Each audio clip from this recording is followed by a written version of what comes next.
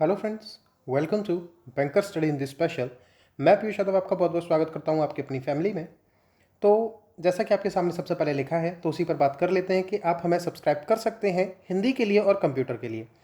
और हम RRB, PO और क्लर्क के लिए डेडिकेटेडली हिंदी और कंप्यूटर की क्लासेस आपको प्रोवाइड कराते हैं। और साथ ही में जो सेशंस हैं वो काफ़ी अच्छे अच्छे सेशंस लेकर आते हैं। मैथ्स, क्वांट और कभी कभी जीएस के लिए भी हम अच्छे अच्छे सेशन लेके आते हैं और मोटिवेटेड सेशन लेके आ सकते हैं। तो आप हमारे लिए इस चैनल पर आप जुड़ सकते हैं, जहां पर आपको बहुत ही बेहतरीन लेवल का कंटेंट आपको मिलने वाला है। तो आज हमारा टॉपिक क्या रहने वाला है उसके ऊपर हम बात कर लेते हैं। जैसा कि मैंने सुबह ही आपको बता दिया था कि आज हम लोग अपना नया चैप्टर शुरू करने वाले हैं, जो कि रहने वाला है कंप्यूटर सॉफ्टवेयर के ऊपर। तो आप में से कुछ लोगों के मन में ये डाउट जा रहा होगा कि सर आपने बोला था कि हम 100 से ज़्यादा आपको एमसीक्यूज़ कराने वाले हैं हर चैप्टर के। तो जो आपका चैप्टर हो चुका है उसका अभी एक पार्ट और आना बाकी है, वो मैं एमसीक्यूज़ करा दूंगा। उसको लेके आपको कोई भी वरी नहीं होना है। मैंने सोचा था सबसे पहले मैं आपको चैप्टर आपका शुरू करा देता हूँ, फिर बीच में एक दिन सेशन लेके हम आपके एमसीक्यूज़ को भी कंप्लीट करा देंगे। वैसे भी उसमें लगभग हम लोग 60 से ऊपर एमसीक्यूज़ कर चुके हैं एक चैप्टर के, बस एक दिन का सेशन है उसमें और लेकर आना है। तो कंप्यूटर सॉफ्टवेयर हम अपना सेशन शुरू करने वाले हैं। और अगर आप हमारे टेलीग्राम ग्रुप से जुड़ना चाहते हैं तो आप जुड़ सकते हो। डिस्क्रिप्शन बॉक्स में उसका लिंक है, वहाँ पर आपको डेली क्लास की पीडीएफ और बहुत सारी ई बुक्स आपको मिल जाती हैं, जहाँ पर आप अपनी प्रैक्टिस को बूस्ट कर सकते हो। तो चलिए बिना किसी देर के अपने चैप्टर को शुरू कर लेते हैं। तो सबसे पहली बात आपके सामने है कि कंप्यूटर सॉफ्टवेयर आखिर होता क्या है, किस चीज़ को हम लोग कंप्यूटर सॉफ्टवेयर कहते हैं।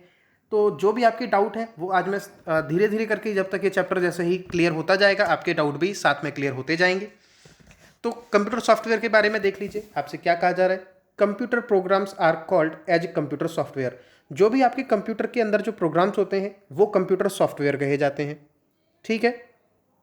या और जस्ट सॉफ्टवेयर, या तो आप उन्हें कंप्यूटर सॉफ्टवेयर कह सकते हो या फिर आप उन्हें केवल सॉफ्टवेयर भी कह सकते हो। यानी कि जितने भी आपके कंप्यूटर के अंदर के जो प्रोग्राम्स हैं उन्हें आप सॉफ्टवेयर या कंप्यूटर सॉफ्टवेयर कह सकते हो। अगली लाइन में इसमें क्या कहा जाता है कि a computer software is set of programs. जो आपका कंप्यूटर सॉफ्टवेयर है वो सेट ऑफ प्रोग्राम्स होता है that guides the hardware through it's job.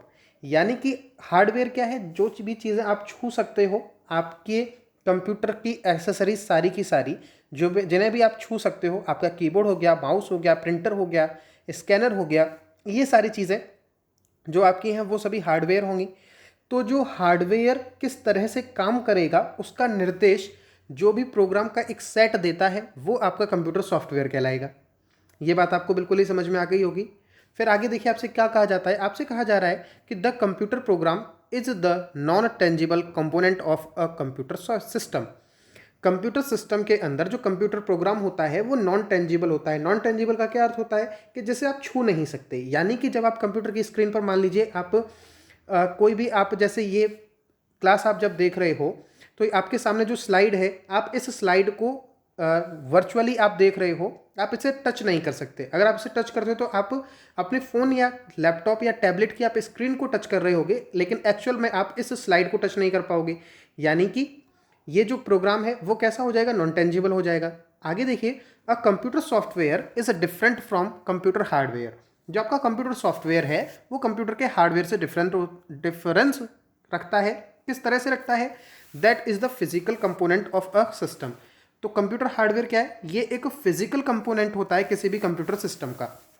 तो कंप्यूटर सिस्टम के आपके किस तरह के कंपोनेंट्स हो गए, दो कंपोनेंट्स हो गए। पहला तो आपका हो गया टेंजिबल, जिन्हें आप छू सकते हो, जिन्हें आप हार्डवेयर कह रहे हो। और वो एसेसरीज या फिर वो प्रोग्राम जिन्हें आप छू नहीं सकते, यानी कि जो नॉन टेंजिबल है, यानी कि कंप्यूटर सॉफ्टवेयर, ठीक है। आगे देखिए, computer hardware and software work hand in hand, can not function without the other.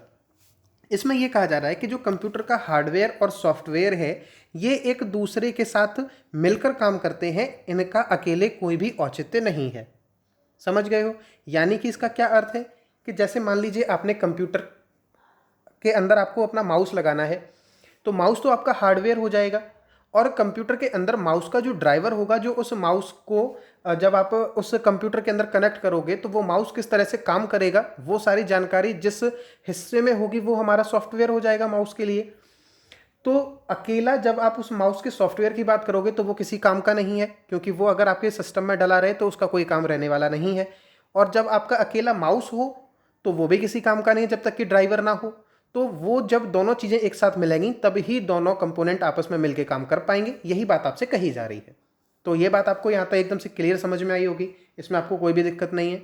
ठीक है, अगला चलिए अगली स्लाइड की तरफ हम लोग बढ़ लेते हैं। अगली स्लाइड में आपसे क्या कहा जा रहा है कि टाइप्स ऑफ सॉफ्टवेयर, आपको बताए जा रहे हैं कि आपके कितने टाइप होते हैं सॉफ्टवेयर के। तो जो कंप्यूटर सॉफ्टवेयर होता है उसको मेनली हम लोग दो हिस्सों में बांट देते हैं। तो वो आपके कौन कौन से दो हिस्से हैं? सबसे पहला तो है हमारा सिस्टम सॉफ्टवेयर। सिस्टम सॉफ्टवेयर के अंदर हमारी दो चीज़ें आती हैं, एक तो ऑपरेटिंग सिस्टम आता है और एक यूटिलिटीज़ आता है। आगे चल के हम सब कुछ पढ़ने वाले हैं, तो अभी आप एक बेसिक जानकारी रखिए कि जो सिस्टम सॉफ्टवेयर है उसके अंदर हम दो चीज़ों को पढ़ने वाले हैं, एक तो ऑपरेटिंग सिस्टम आएगा और आएगा हमारा यूटिलिटीज़, और दूसरा है हमारा एप्लीकेशन सॉफ्टवेयर। तो एप्लीकेशन सॉफ्टवेयर में हर वो एप्लीकेशन आ जाएगी जो किसी स्पेशल पर्पज़ के लिए बनाई जा रही हो, यानी कि कंप्यूटर गेम्स आपका स्पेशल पर्पज़ है, गेम्स खेलने के लिए बनाए जा रहे हैं। स्प्रेडशीट्स आपकी जो है वो किस लिए बनाई जा रही हैं? वो हमारी टेबल बनाने के लिए। वर्ड प्रोसेसर यानी कि आपको कोई भी डॉक्यूमेंट अपना तैयार करना है, डेटाबेस का आपको तैयार करना है, इंटरनेट ब्राउजर, ये सभी एक स्पेशल पर्पज़ के लिए चीज़ें तैयार की जा रही है, तो ये एप्लीकेशन सॉफ्टवेयर। और सिस्टम सॉफ्टवेयर के अंदर ऑपरेटिंग सिस्टम और यूटिलिटीज़ के किस तरह से आपके ये जो भी कंपोनेंट्स है वो किस तरह से काम करेंगे, कैसे यूज़र इनसे इंटरेक्ट करेगा, वो आपका सिस्टम सॉफ्टवेयर के अंदर रहेगा। और हार्डवेयर जैसा कि मैं आपको बता चुका हूँ, जिन्हें भी आप कंप्यूटर की हर वो एसेसरीज जिसे आप टच कर सकते हो वो सारी हार्डवेयर हो जाएगी। ठीक है, इस स्लाइड में बस इतना सा था। तो सबसे पहले याद रखने वाली बात क्या है, एप्लीकेशन सॉफ्टवेयर के अंदर ये किसी स्पेशल पर्पज़ के लिए डिज़ाइन किए जाते हैं, और सिस्टम सॉफ्टवेयर क्या है, ये कंप्यूटर और यूज़र के अंदर इंटरफेस उनका किस तरह से वो इंटरेक्ट कर पाएंगे, वो सारी जो सुविधाएं प्रदान करता है वो हमारा सिस्टम सॉफ्टवेयर होता है। अगली स्लाइड पर चलते हैं। तो सॉफ्टवेयर को देखिए अब आप फर्दर एक टेबल के थ्रू आपको दिखाया जा रहा है कि कितने हिस्सों में बांटा गया है। तो सबसे पहले जब हम बात करते हैं कि सॉफ्टवेयर, तो ये दो हिस्सों में जा रहा है, एक तो सिस्टम सॉफ्टवेयर और एक एप्लीकेशन सॉफ्टवेयर, जैसा कि हमने पहले भी पढ़ा। अब देखिए सिस्टम सॉफ्टवेयर के अंदर कौन कौन सी चीज़ें हैं। एक तो हमारा है ऑपरेटिंग सिस्टम और दूसरा है हमारा यूटिलिटीज़ प्रोग्राम। और यूटिलिटीज़ प्रोग्राम के अंदर हमारा क्या है, डिस्क डीफ्रेगमेंटर, फायरवॉल, यानी कि ऐसी प्रोग्राम्स आपके कंप्यूटर के अंदर निहित ऐसे प्रोग्राम्स जो आपके कंप्यूटर के रख रखाव में आपकी मदद करें या फिर आपके किसी भी काम को आसान बनाने के लिए आपकी मदद करें, वो आपके यूटिलिटीज़ प्रोग्राम होंगे। और फिर हम अगर देखते हैं ऑपरेटिंग सिस्टम के अंदर क्या है, तो ऑपरेटिंग सिस्टम के अंदर आपको क्या क्या मिल जाएगा, इसके अंदर हमें क्या मिलेगा, इसके अंदर हमें बहुत सारी चीज़ें मिल जाएंगी। लैंग्वेज ट्रांसलेटर मिल जाएगा, ये यूटिलिटी प्रोग्राम के अंदर भी आपको देखने के लिए मिल सकता है। और लैंग्वेज ट्रांसलेटर किस तरह से चलेगा, असेंबलर होता है, कंपाइलर होता है, इंटरप्रेटर होता है। ये आपको आगे चल के पूरा मैं सब चीज़ें बताऊंगा। अभी आप केवल एक टेबल अपने माइंड में बिठा लीजिए कि सिस्टम सॉफ्टवेयर के अंदर ऑपरेटिंग सिस्टम और यूटिलिटी प्रोग्राम्स आते हैं, और यूटिलिटी प्रोग्राम्स के अंदर हमारा डिस्क डिफ्रेगमेंटर, फायरवॉल, इस तरह से चीज़ें आती हैं। लैंग्वेज ट्रांसलेटर आता है, और लैंग्वेज ट्रांसलेटर फर्दर किस तरह से डिवाइड होता है वो चीज़ें आपको बताई गई हैं। और कुछ हैं लाइब्रेरी प्रोग्राम्स। फिर जब हम बात करते हैं अपनी एप्लीकेशन सॉफ्टवेयर की, तो ये आगे किस में जाता है, जनरल पर्पज़ एप्लीकेशन, जो कि सामान्य तौर पर किसी पर्पज़ के लिए बनाए जाते हैं। उसमें हमारा क्या हो जाएगा, वर्ड प्रोसेसर या स्प्रेडशीट, ये बिल्कुल सामान्य किस हर व्यक्ति को ज़रूरत पड़ती है, तो ये सामान्य पर्पज़ के लिए बनाए गए हैं। कुछ आपके होते हैं स्पेशल पर्पज़ के लिए। स्पेशल पर्पज़ के लिए कैसे, वेब ब्राउज़र, अकाउंट मैनेजमेंट, ये आपको कहीं कहीं ही ज़रूरत पड़ेगा। अकाउंट मैनेजमेंट कहाँ ज़रूरत पड़ेगी, जहाँ पर आपकी कंपनीज चल रही हैं, तो वहाँ पे आपको अपने अकाउंट्स को मैनेज करना है, तो वहाँ पे आपको इस तरह का एप्लीकेशन सॉफ्टवेयर चाहिए होगा। और तीसरा आपका होता है यूज़र एप्लीकेशन सॉफ्टवेयर, कि यूज़र अपने हिसाब से एप्लीकेशंस को बनवाता है, तो वो आपका यूज़र एप्लीकेशन सॉफ्टवेयर हो जाएगा। जैसे कि अभी आपका आरोग्य सेतु ऐप आया था, तो ये एक यूज़र की डिमांड पर ही तो बनाया गया, यानी कि इंडियन गवर्नमेंट की डिमांड पर एक सॉफ्टवेयर बनाया गया, एप्लीकेशन सॉफ्टवेयर। तो वो किस तरह का था, यूज़र एप्लीकेशन सॉफ्टवेयर था। यहाँ तक आपको बात समझ में आई होगी। अगली स्लाइड की तरफ चल लेते हैं। यहाँ पर आपको याद रखने वाली कोई भी चीज़ें नहीं है, बस आपको इतना ध्यान रहना चाहिए कि सिस्टम सॉफ्टवेयर के अंदर कौन कौन से प्रोग्राम्स आ रहे हैं और एप्लीकेशन सॉफ्टवेयर के अंदर कौन कौन से प्रोग्राम आ रहे हैं। अगली स्लाइड में जब हम बढ़ते हैं, आज हम बहुत ज़्यादा नहीं करने वाले इस चैप्टर में, आपसे पहले ही कह दे रहा हूँ, क्योंकि किसी भी चैप्टर की जब हम शुरुआत करेंगे तो हम बहुत ही हल्के तरीके से शुरुआत करेंगे। हल्का तरीका कहने का मतलब हो गया कि उस दिन मैं आपके ऊपर बहुत ज़्यादा लोड नहीं डालूंगा। आने वाले टाइम में हम अपनी जो भी ड्यूरेशन है कोर्स की, वो हम धीरे धीरे करके बढ़ाते जाएंगे, जिससे कि आपके ऊपर बहुत ज़्यादा बर्डन ना पड़े। अभी आप अपने मैथ और रीजनिंग पर ज़्यादा फोकस कर रहे होंगे, क्योंकि आप ये बहुत अच्छा टाइम होता है आप लोगों के लिए कि जब तक आपको कोई नोटिफिकेशन आपको देखने के लिए नहीं मिल रहा, तो आप उस सेक्शन पर काम करो जो आपका वीक है। तो और साथ में ये छोटे छोटे सेशंस भी आप देखते रहिए, डेली हम आपको प्रोवाइड करा देते हैं। एक एक दिन छोड़ के रहता है, एक दिन आपका कंप्यूटर का सेशन आता है, एक दिन आपका हिंदी का आता है। तो चलिए अब हम देखते हैं सिस्टम सॉफ्टवेयर के बारे में और क्या क्या जानकारी हमें दी जा रही है, उसके बारे में हम सारा कुछ पढ़ते हैं। तो सिस्टम सॉफ्टवेयर के अंदर क्या है, चलिए देख लेते हैं। System software is the software, जो आपका सिस्टम सॉफ्टवेयर है वो एक सॉफ्टवेयर है। किस तरह का सॉफ्टवेयर है? विच मैनेजेस, जो क्या मैनेज करता है, एंड कंट्रोल्स, और कंट्रोल करता है द हार्डवेयर कंपोनेंट्स, जो आपके कंप्यूटर के बाहर जो आपके हार्डवेयर्स लगे हैं, जो हार्डवेयर कंपोनेंट्स हैं, उनको मैनेज करेगा और उनको कंट्रोल करेगा। किसके थ्रू आप कर सकते हो? तो हम ये सिस्टम सॉफ्टवेयर के थ्रू अपने हार्डवेयर कंपोनेंट्स को हम कंट्रोल भी कर सकते हैं और मैनेज भी कर सकते हैं। एंड अलाउज, और आपको क्या अलाउ कराता है? Interaction between the hardware. एक इंटरेक्शन, आप इंटरेक्शन का मतलब क्या है कि आप किस तरह से अपना काम कर सकते हैं, किन किन के बीच में? हार्डवेयर के बीच में, and the other different type of software. Hardware और सॉफ्टवेयर के बीच में किस तरह से समायोजन रहेगा, इसका काम आपका कौन कराएगा? ये हमारा सिस्टम सॉफ्टवेयर कराएगा। द कंप्यूटर्स ऑपरेटिंग सिस्टम, जो कंप्यूटर का ऑपरेटिंग सिस्टम है, is a type of system software. वो क्या है? वो एक सिस्टम सॉफ्टवेयर है। कौन? आपका ऑपरेटिंग सिस्टम। यानी कि ये आपका टेंजिबल पार्ट नहीं होता है, और सिस्टम सॉफ्टवेयर के अंदर आपका ऑपरेटिंग सिस्टम आता है। Device drivers are also a part of this category, जो मैंने आपको बताया था कि किसी भी कंपोनेंट किस तरह से परफॉर्म करेगा, किस बेस पर उसको इंस्ट्रक्शन मिलेंगे, वो सारा आपका ड्राइवर्स तय करते हैं। तो डिवाइस जो ड्राइवर्स हैं वो भी आपके इस कैटेगरी में शामिल हो जाएंगे। एंड देन आपसे क्या कहा जा रहा है? आपसे कहा जा रहा है system software can be separated into two different categories. जो आपके सिस्टम सॉफ्टवेयर हैं, इन्हें आप फर्दर दो कैटेगरीज में बांट सकते हो, जैसा कि हम आपको पहले ही बता चुके हैं। कौन कौन से हैं? एक तो ऑपरेटिंग सिस्टम और आपका यूटिलिटी सॉफ्टवेयर। ठीक है, यहाँ तक आपको कोई भी दिक्कत नहीं होने वाली है। आपको पता लग गया होगा कि सिस्टम सॉफ्टवेयर आखिर क्या काम करता है, ये बात आपको पता लग गई होगी। और आज के बाद आप कभी भी कंफ्यूज नहीं होगे सिस्टम सॉफ्टवेयर और ऑपरेटिंग सिस्टम के अंदर। जब मैं इन चीज़ों को पढ़ता था तो मुझे कभी किसी ने ये क्लियर नहीं बताया कि आखिर इनके बीच में डिफरेंस क्या है, लेकिन आज आपको ये डिफरेंस बिल्कुल पता लग रहा है कि सिस्टम सॉफ्टवेयर के अंदर हमारे ऑपरेटिंग सिस्टम देखने के लिए मिलता है। यानी कि सिस्टम सॉफ्टवेयर एक बड़ा हिस्सा है, और जिस उस हिस्से के अंदर हमें ऑपरेटिंग सिस्टम देखने के लिए मिलता है। ठीक है, आज के बाद आप कोई भी अपना कन्फ्यूज़न मत रखना। मैं जानता हूँ बहुत से लोगों को इस चीज़ के ऊपर कन्फ्यूज़न होता है, लेकिन आज के बाद हम इस पर कोई भी कन्फ्यूज़न नहीं रखेंगे। अगली स्लाइड की तरफ हम लोग बढ़ लेते हैं।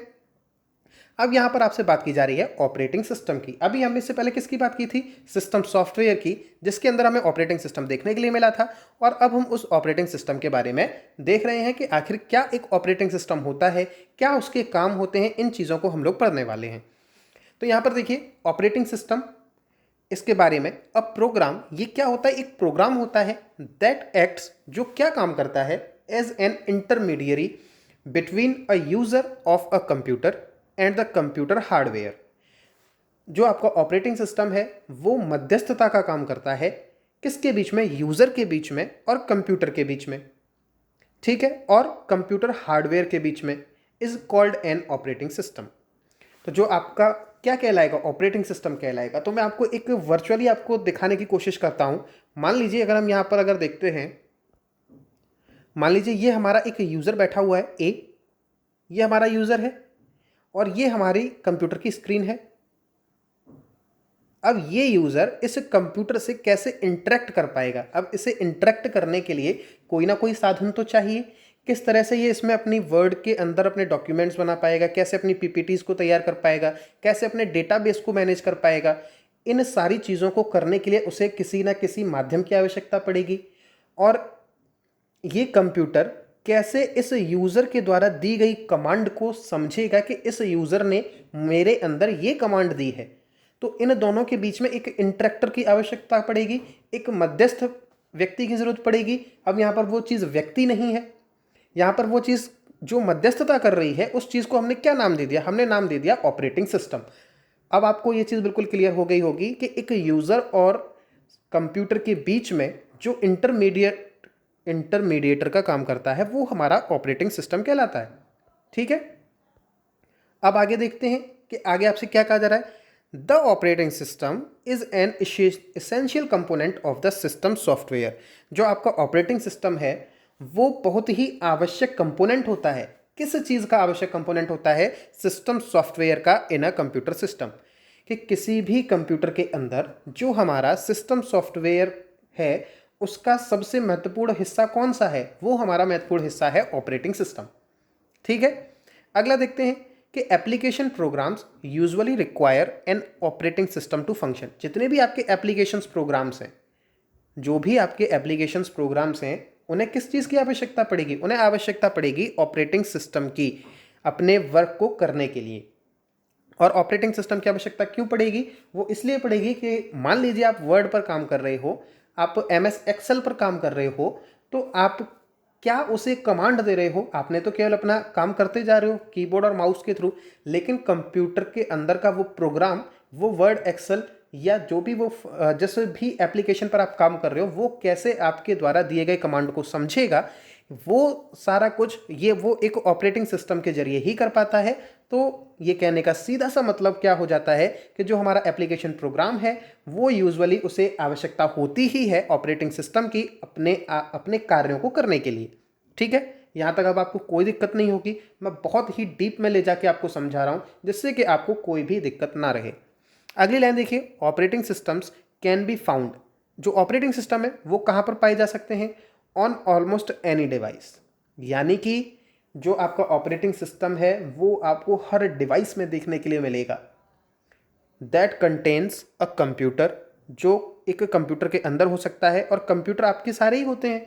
जो भी चीज़ आपकी मशीन की तरह व्यवहार कर रही है वो सभी कंप्यूटर है। तो वो आपका सेलुलर फ़ोन्स भी हो सकता है, जैसे कि आपको एंड्रॉयड देखने के लिए मिलता है, किसी में आपको मैक मिलता है।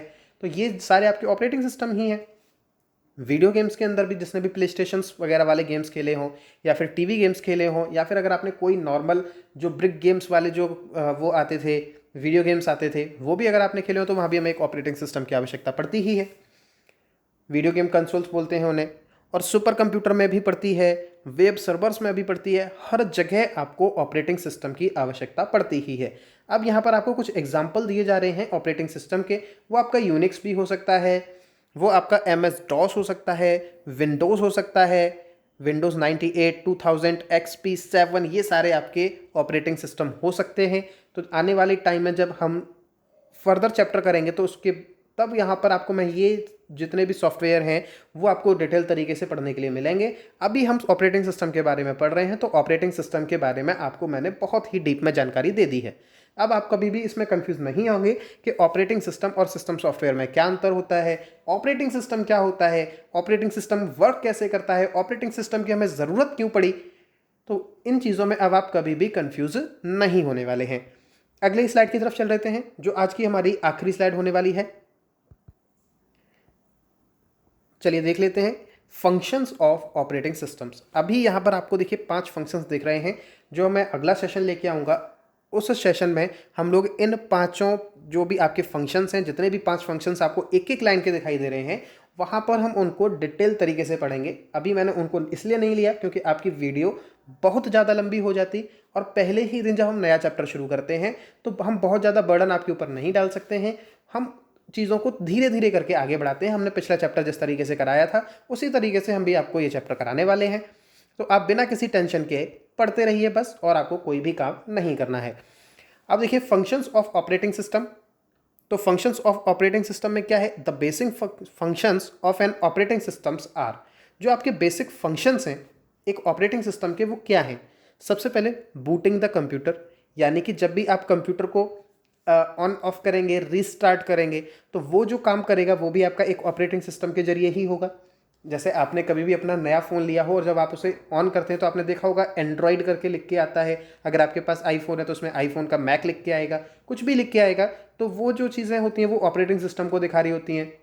जब आप अपने फ़ोन को या लैपटॉप को रिस्टार्ट करते हो तो उसमें जो भी आपका ऑपरेटिंग सिस्टम है वो आपको दिखाई देता है। जैसे अगर आपने अपने एंड्रॉयड फ़ोन को अगर आप रिस्टार्ट करेंगे तो जब आप उससे रिस्टार्ट कर रहे होंगे तो जैसे ही स्क्रीन खुल के आएगी तो उसमें लिख के भी आता है पावर्ड बाई एंड्रॉयड। तो यानी कि वहाँ पे वो आपको दिखाने की कोशिश कर रहा होता है कि यहाँ पर आपको ऑपरेटिंग सिस्टम एंड्रॉयड के थ्रू प्रदान किया जा रहा है। अगला देखिए दूसरा, परफॉर्म्स बेसिक कंप्यूटर टास्क। जो आपका ऑपरेटिंग सिस्टम है वो बेसिक कंप्यूटर टास्क को भी परफॉर्म करता है। एग्जाम्पल के तौर पर managing the various peripheral devices, यानी कि जो आपकी जितनी भी पेरिफेरल डिवाइसेस जो भी आप एक्सटर्नल ऐड करते हो उन डिवाइसेस को मैनेज करता है, जैसे कि माउस हो गया, कीबोर्ड हो गया, ये आपसे कैसे इंटरेक्ट कर पाएंगे, वो उस ड्राइवर के थ्रू आपसे इंटरेक्ट कर पाएंगे।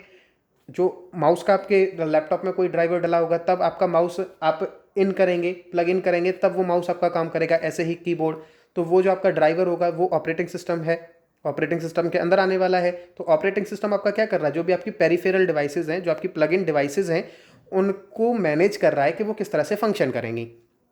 तीसरा देखिए, प्रोवाइड्स अ यूज़र इंटरफेस, ये आपको एक यूज़र इंटरफेस प्रोवाइड कराएगा। Example, command line graphical user interface, यानी कि ये आपको एक यूज़र इंटरफेस भी प्रोवाइड कराएगा जहाँ पे आपको ये पता कर, जहाँ पर आपको ये लग सके कि हमें किस तरह से कंप्यूटर में अपना काम करना है। आजकल क्या होने लगा है, आप जब अपनी कंप्यूटर की स्क्रीन पर देखते हो तो आपको छोटे छोटे से आइकन देखने के लिए मिलते हैं। ये नहीं, हम GUI कहते हैं, ग्राफिकल यूज़र इंटरफेस। आप इन पर टच करते हो और आपके वो प्रोग्राम खुल जाता है। तो ये सब किसके ज़रिए पॉसिबल हो रहा है, ये हमारा ऑपरेटिंग सिस्टम के ज़रिए पॉसिबल हो रहा है और ऑपरेटिंग सिस्टम इन कामों को करता है। चौथा देखते हैं, हैंडल्स सिस्टम रिसोर्सेज, ये क्या करता है, सिस्टम के रिसोर्सेज को हैंडल करने का काम करता है। Such as computers memory, computer की मेमोरी को हैंडल करने का काम करता है। And sharing of the central processing unit time, जैसा कि आपका CPU जब कंप्यूटर की मेमोरी से कोई भी डेटा के लिए रिक्वायर करता है, कोई भी चीज़ को वो मांग करता है, तो वो जो टाइम लग रहा है उसको उस डेटा के आने में, वो सारा कुछ कौन मैनेज करता है, वो हमारा ऑपरेटिंग सिस्टम मैनेज करता है बाय वेरियस एप्लीकेशंस, काफ़ी सारी एप्लीकेशंस और पेरिफेरल डिवाइसेस के थ्रू। पांचवा देखिए, प्रोवाइड्स फाइल मैनेजमेंट, आपको एक फाइल मैनेजमेंट भी प्रोवाइड कराता है। विच रेफर्स, जो आपको क्या रेफर करता है, to the way that the operating system manipulates, जो आपका ऑपरेटिंग सिस्टम है वो क्या करता है, उन फाइल मैनेजमेंट को मैनिपुलेट्स करने का काम करता है, स्टोर्स करने का काम करता है, रिट्राइव्स करने का काम करता है, सेव करने का काम करता है आपके डेटा को। जो भी फाइल मैनेजमेंट, क्या क्या अर्थ हो गया, फाइल मैनेजमेंट का अर्थ हो गया कि आप फाइलों को किस तरह से मैनेज कर रहे हो अपने कंप्यूटर के अंदर, आप उसके अंदर किस तरह से डेटा को स्टोर कर रहे हो, आप फाइल के अंदर भी सब फाइल्स बनाते जा रहे हो, वहाँ पर आप अपने डेटा को स्टोर कर रहे हो। तो ये सारी चीज़ें आप किसके ज़रिए काम कर पा रहे हो, वो सब कुछ हम अपने ऑपरेटिंग सिस्टम के ज़रिए ही काम कर पाते हैं। तो इतने हमारे बेसिक फंक्शंस होते हैं ऑपरेटिंग सिस्टम के।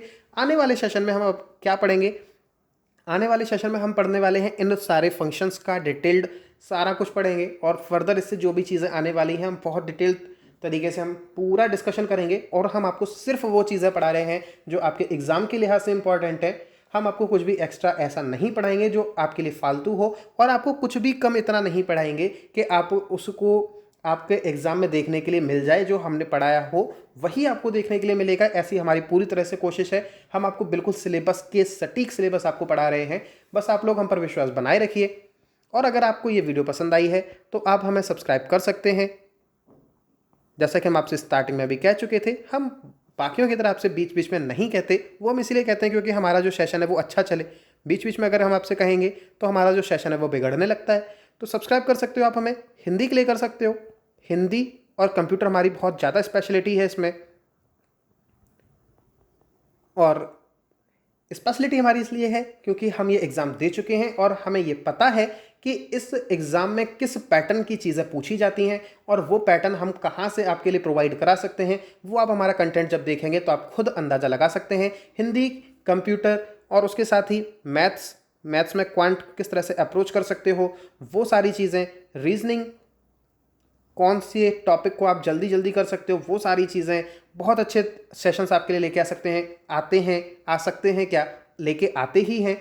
और साथ में आपके लिए मोटिवेटेड सेशंस भी लेके आते हैं। तो आप इन सभी चीज़ों के लिए हमें सब्सक्राइब कर सकते हो। हमारी वीडियो को आप लाइक कीजिए अगर आपको वीडियो पसंद आई है, और शेयर कीजिए जितना आप कर सकते हैं। और सबसे बड़ी चीज़, आज आप सभी को कॉन्ग्रेचुलेशंस इसके लिए क्योंकि आज हम 700 के मार्क को पार कर चुके हैं, और हमें उम्मीद है कि हम मई के लास्ट तक 1000 के मार्क को भी क्रॉस कर जाएंगे, ऐसी हमें उम्मीद है। और हम तो ये चाहते हैं कि आने वाले अप्रैल के लास्ट तक ही आप हमें 1000 तक पहुंचा दें, जिससे कि हम आपके साथ लाइव इंटरेक्शन कर सकें।